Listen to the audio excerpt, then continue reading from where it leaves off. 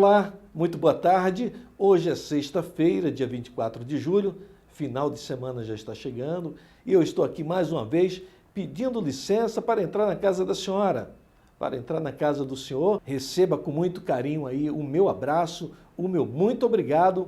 E no programa de hoje temos o giro de notícias, temos também o De Olho na Rede, temos o Papo Federal direto das Alagoas e temos uma entrevista exclusiva com a deputada Priscila Krause, do estado de Pernambuco. E ainda, parabéns para a sua cidade. Continue com a gente, mande um WhatsApp dizendo de qual cidade desse país que você está assistindo o programa Com o Brasil Nordeste. Preparamos um programa muito especial, feito com muito carinho para você nesta sexta-feira. Está no ar o Com o Brasil Nordeste de hoje.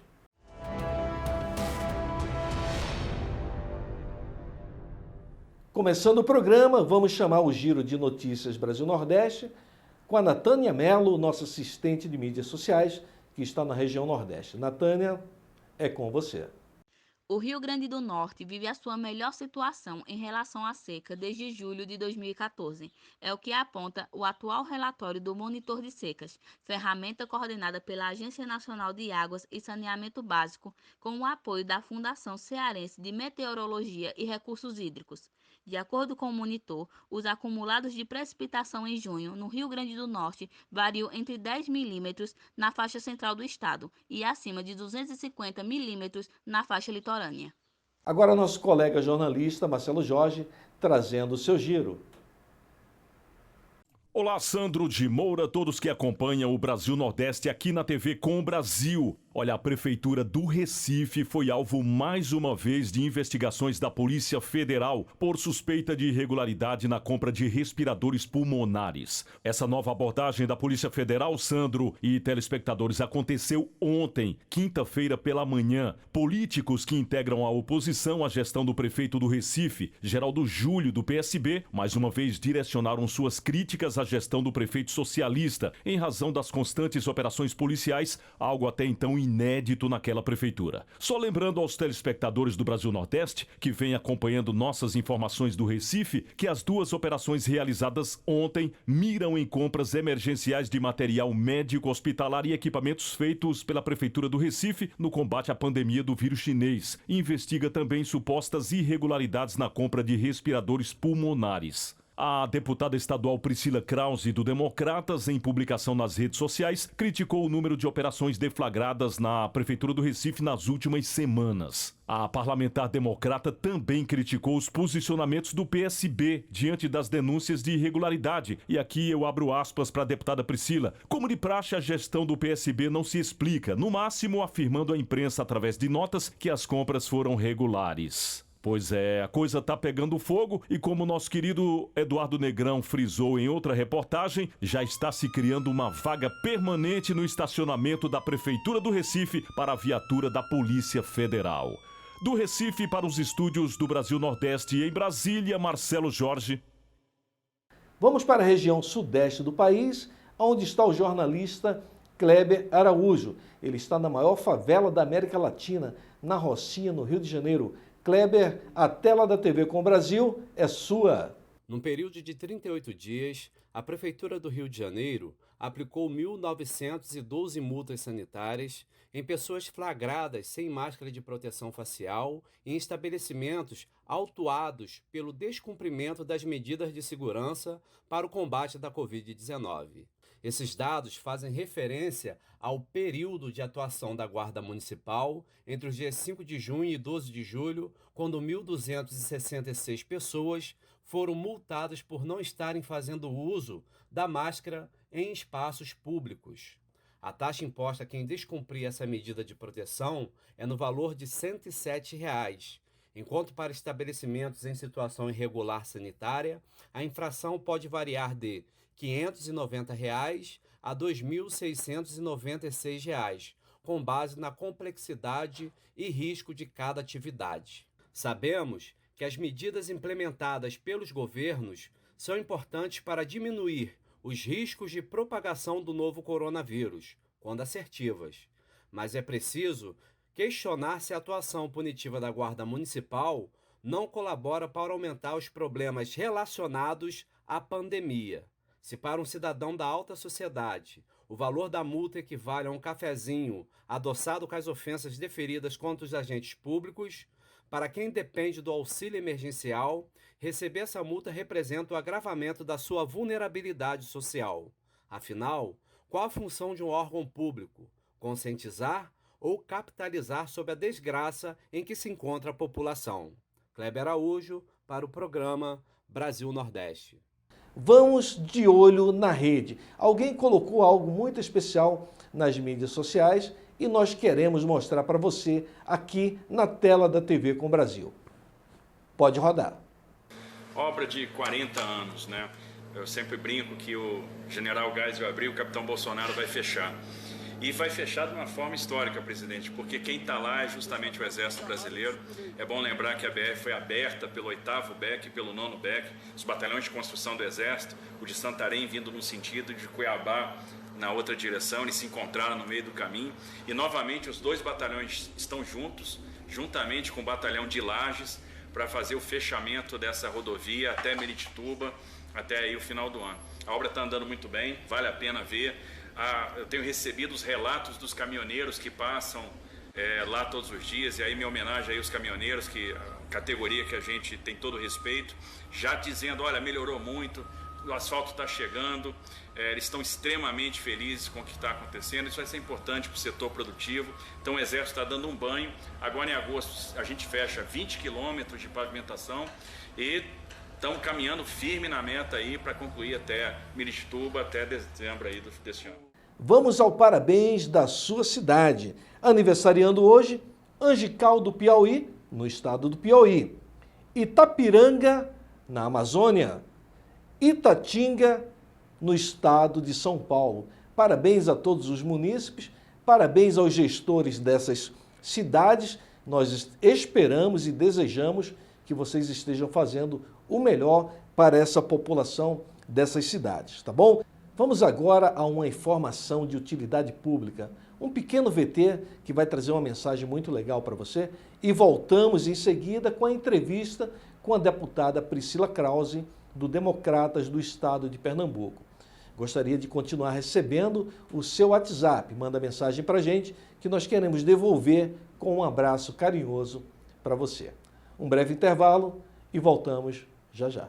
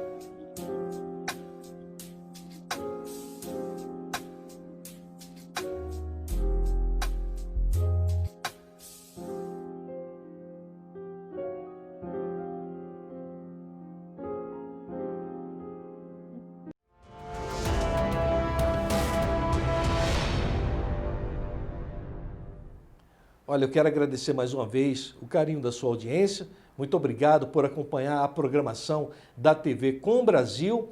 Gravamos uma entrevista exclusiva. Vamos falar do estado de Pernambuco. Quem sabe você é pernambucano, pernambucana, está em outra parte do país, está em outro estado, na região sudeste, na região norte. E agora você vai ter informações do estado que você conhece, quem sabe é o seu estado de origem, de algum parente seu. Vamos à entrevista com a deputada Priscila Krause, do estado de Pernambuco. Pode rodar. E o nosso bate-papo de hoje é com a deputada estadual Priscila Krause. Ela é do Democratas do estado de Pernambuco. Uma deputada de direita, muito combativa na Assembleia Legislativa, e certamente o papo hoje vai ser um pouco mais aguerrido. Também conosco aqui o jornalista Eduardo Negrão, de São Paulo, e Marcelo Jorge, que está lá na cidade da deputada em Pernambuco, em Garanhuns. Boa tarde, deputada. Boa tarde, colegas. Boa tarde, Sandro. Boa tarde, Eduardo Negrão. Boa tarde, Marcelo Jorge. É um prazer muito grande estar aqui com vocês. Como que está sendo o trabalho da Assembleia Legislativa aí no estado de Pernambuco, nesse período de pandemia? E o que a senhora pode destacar do seu mandato, em especial durante esse processo de pandemia aí no estado? Esse processo, esse momento de pandemia, ele tem sido de apreensão para todos, mas também de aprendizado. E acho que a Assembleia, assim como outros poderes, precisaram de uma hora para outra se adequar às tecnologias e a instrumentos de participação que, de certa forma, não acho que se vinha resistindo, mas se vinha num posicionamento de acomodação.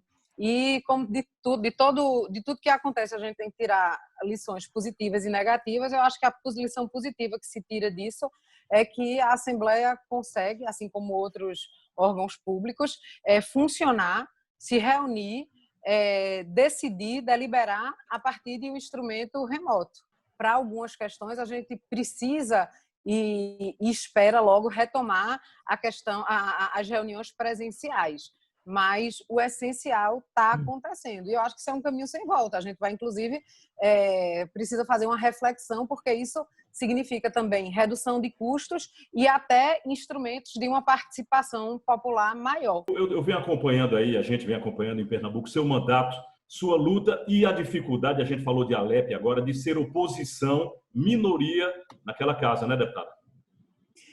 De fato, isso tem sido uma peleja desde sempre, a gente fazer com que os direitos que são assegurados no regimento da Assembleia para bancadas de minoria sejam respeitados, fazer com que a voz da oposição, lembrando que a oposição é um elemento constitutivo da democracia, seja ouvida. E, infelizmente, aqui em Pernambuco, o problema não é ter uma maioria, até porque governo é a maioria, oposição é minoria mesmo, mas é você ter uma maioria que dança conforme a toada de um governo que não admite o contraditório, que não gosta da contraposição, que não vê a Assembleia como um contrapoder, mas como, na verdade, uma continuação de suas dependências, né? É quase que um puxadinho do poder executivo, e é dessa forma que, na minha opinião, muitas vezes a Assembleia é tratada e que a gente é tratorado. E nesse momento, que inclusive a pergunta de Sandro também teve esse viés e eu acabei que não respondi, né?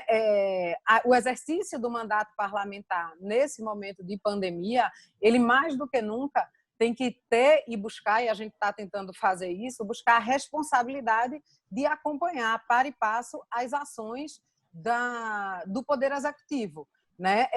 Tanto no que diz respeito à assistência à saúde propriamente dita, quanto no uso desses recursos que estão sendo disponibilizados, recursos provenientes dos impostos que a população pernambucana paga, não só apenas falando do governo estadual, aqui em Pernambuco, mas um capítulo à parte, que certamente nós vamos abordar aqui, mas um capítulo à parte para a Prefeitura da cidade do Recife, que é comandada pelo mesmo partido do governo do estado, o PSB, que tem se comportado muito mal. Indo direto ao assunto, eu li na imprensa pernambucana que a sua assessoria fez um levantamento, pelo menos no final de abril, a Prefeitura do Recife teria gasto mais no combate à Covid do que as prefeituras de São Paulo, Rio e Fortaleza somadas. Cerca de 670 milhões de reais, mais de R$500 bilhão. O que está acontecendo? Estão distribuindo Rolex aí para quem pega Covid, deputado? Eu queria aproveitar, pegar o gancho e perguntar se a vida, então, dos cidadãos recifenses está um mar de rosa diante de tanto dinheiro. Pois isso foi uma coisa que chamou muito a nossa atenção quando a gente, fazendo esse acompanhamento da execução orçamentária, dos gastos direcionados ao combate do coronavírus. E nós começamos, inclusive, olhando os valores do governo do Estado. Hoje, minha atuação é na Assembleia Legislativa, mas no olhar geral chama muito a atenção a postura da Prefeitura do Recife, do prefeito Geraldo Júlio. E naquele momento, final de abril, a Prefeitura havia contratado despesas no valor de 670 milhões de reais, e dava exatamente muito mais do que essas cidades, principalmente São Paulo e Rio de Janeiro, que são as cidades de um porte bem maior, de maneira incontestável, em relação ao Recife. Hoje, ainda assim, apesar de toda essa manobra, ainda assim o Recife tem contratado cerca de 562 milhões de reais para o combate do coronavírus. E isso não se reflete nos serviços prestados à população, e agora as operações da Polícia Federal corroboram isso que a gente está demonstrando.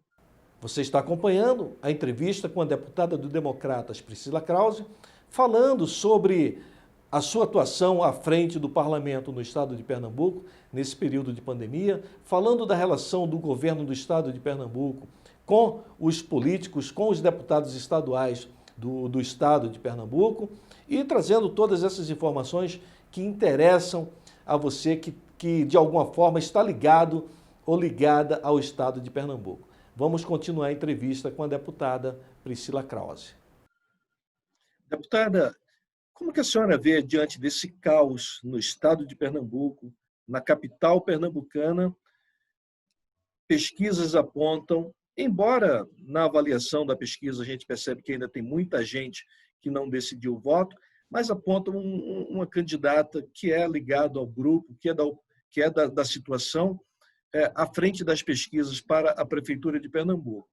A população ainda não compreendeu o caos que é essa administração de esquerda aí no Estado. Qual a sua avaliação? Eu acho que o Recife, especificamente, sempre teve uma característica muito forte de uma cidade com um posicionamento mais à esquerda.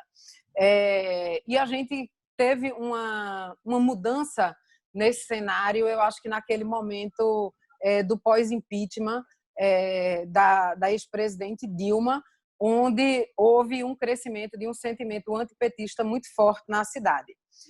Depois disso, veio uma certa reação. Eu acho que essa reação está praticamente no Nordeste inteiro, a esse sentimento antipetista. O que é que aconteceu naquele momento lá atrás? O PSB, que é muito matreiro e que é muito sem limite do ponto de vista dos instrumentos que utiliza para ganhar uma eleição, lá atrás enganou muito bem o eleitor recifense, se colocando como uma alternativa antipetista.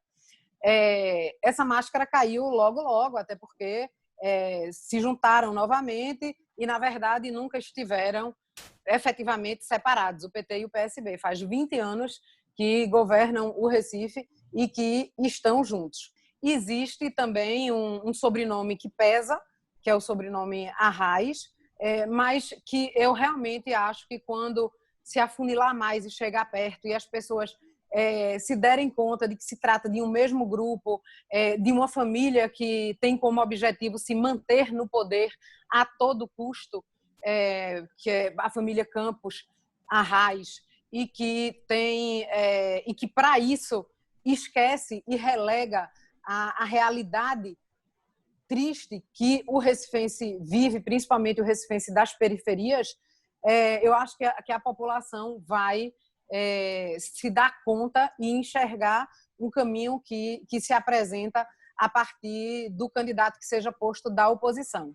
Lembrando que a deputada Priscila Krause também concorreu como pré-candidata, ou melhor, como candidata à época a prefeita do Recife, sobre a possibilidade do PSB perder em Garanhuns, em Petrolina e também em Caruaru. Caruaru, que também é uma base sua, né? A prefeita Raquel Lira. Será que o PSB não está entendendo que esse caminho deles, que é um projeto deles, mas esquecer de combinar com o eleitor, deputado? Eu acho que se pode ter aí, o PSB pode ter, para eles, uma grande surpresa nessas eleições. A gente trabalha para isso, para que realmente essa dinastia tenha essa interrupção na política, seja na política recifense, seja na política pernambucana, até porque o que a gente está vendo nessa pandemia, seja na cidade do Recife, seja no estado de Pernambuco, e particularmente, eu volto a isso, a cidade do Recife é uma coisa assustadora do ponto de vista da falta de compromisso com a população. Deputada, saindo do Recife, o que a senhora entende ser esse fantasma chamado Consórcio Nordeste? Esse consórcio ele teve inicialmente uma motivação claramente política, um movimento para se contrapor ao presidente Jair Bolsonaro, dos governadores do Nordeste, que em sua totalidade são de partidos de esquerda, mas o problema não é ser de partido de esquerda, o problema é não ter o compromisso republicano de dialogar institucionalmente com quem quer que seja o presidente da República. Então, o que nós vimos foi, seguidamente, posturas de negar essa institucionalidade da presidência da República e da necessidade desse diálogo, seja do ponto de vista administrativo, seja inclusive do ponto de vista político, né? E aí o que é que se viu, na minha opinião, que nessa pandemia uma grande oportunidade de se fazer alguns negócios, né? E aí se veio à tona essa questão, que chamou a atenção, inclusive provocou as assembleias legislativas. Então, sob aí a iniciativa do deputado de Alagoas, Davi Maia, alguns deputados se reuniram e alguns avanços foram feitos. Por exemplo, o Tribunal de Contas daqui do estado de Pernambuco colocou uma recomendação para que o governo do estado não fizesse mais compras pelo consórcio do Nordeste. Deputada, a senhora o seu partido já teve, inclusive, vice-presidente da República aí de Pernambuco, né? E hoje, como a senhora colocou, existe esse enfrentamento dos governadores da região do seu estado também ao presidente da República. A senhora consegue avaliar em que nível de estrago isso pode haver, de prejuízo isso pode haver para a população pernambucana, esse enfrentamento político, o que a população tem a ver com isso? A senhora consegue dimensionar o quanto que isso é nocivo, prejudicial para a população pernambucana? Aproveitando essa deixa, eu te fazer um parêntese. Inclusive, o vice-presidente Marco Maciel completou nessa última terça-feira 80 anos. Foi assim, um dia muito, muito especial para a gente, né? Que tem nele uma grande referência, e você aí tocou num assunto que é muito importante. O que é que é mais prejudicial a democracia de uma maneira geral? São atitudes antirrepublicanas.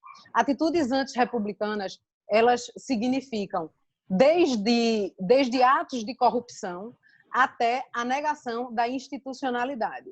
Então, quando governadores se negam a dialogar com o presidente da República, isso se configura numa atitude antirrepublicana. Isso é o que pode trazer de maior prejuízo. Eu, particularmente, não saberia mensurar em números esse prejuízo.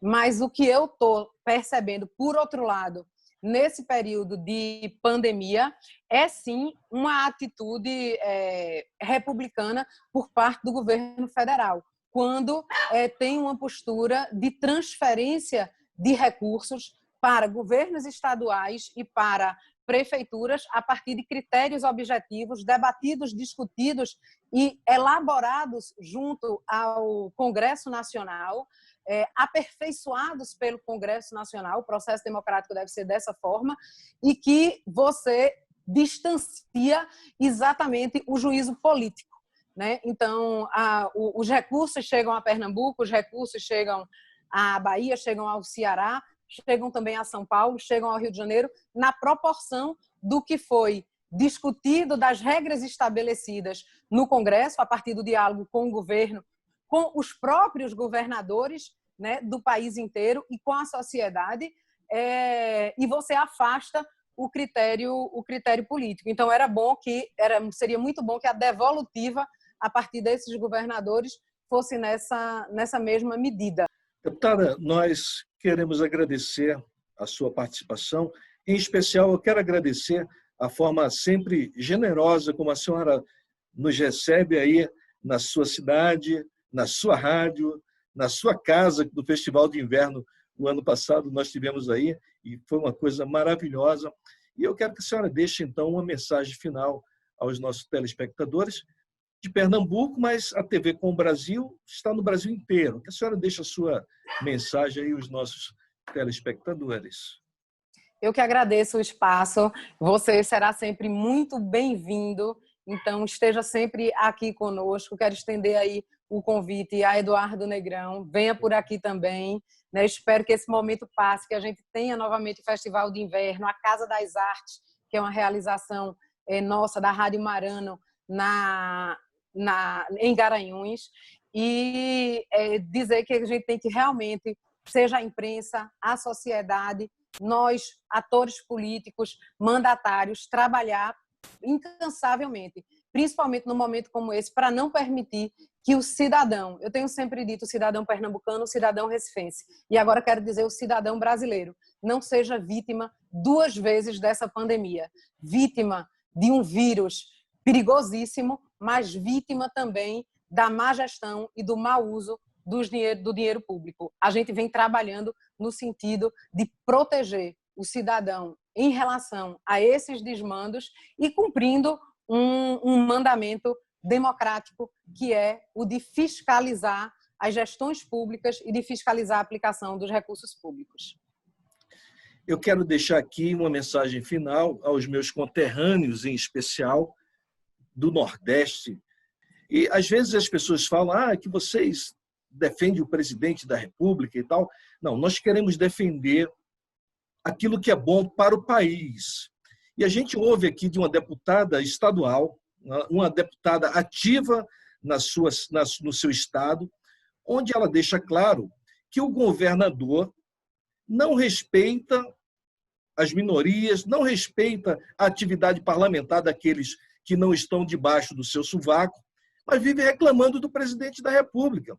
O dinheiro chega na região Nordeste, os caras gastam de forma irresponsáveis, inconsequentes, e depois querem que a gente aplauda. Quer dizer, não dá. Então, nós não estamos aqui fazendo defesa de Jair Bolsonaro. Se tivesse qualquer um outro presidente da República que estivesse levando água para a região Nordeste, levando riqueza, levando dinheiro, nós estaríamos aqui também defendendo esse tipo de iniciativa. Deputada, parabéns pela sua atuação aí no nosso estado, Pernambuco. Deus abençoe muito a senhora. Obrigado, Eduardo Negrão. Obrigado, Marcelo Jorge. E até a próxima. Chegamos ao final de mais um programa, chegamos também ao final de mais uma semana. Agradecendo a Deus pela saúde, pela família, pelos amigos, agradecendo por você. Desejando que você tenha um ótimo final de semana, que você possa fazer isso em paz, em segurança, que haja muita luz no seio da sua casa, da sua família. Pedir que, se você puder, continue prestigiando a programação da TV Com o Brasil. Agradecimento especial a toda a equipe técnica que está aqui nos estúdios em Brasília e também na nossa sede em São Paulo, abraçando o Neto, abraçando o presidente Fernando Mauro. A você mais uma vez, muito obrigado, um ótimo final de semana, Deus abençoe a todos e até segunda-feira, se Deus quiser. Até a próxima.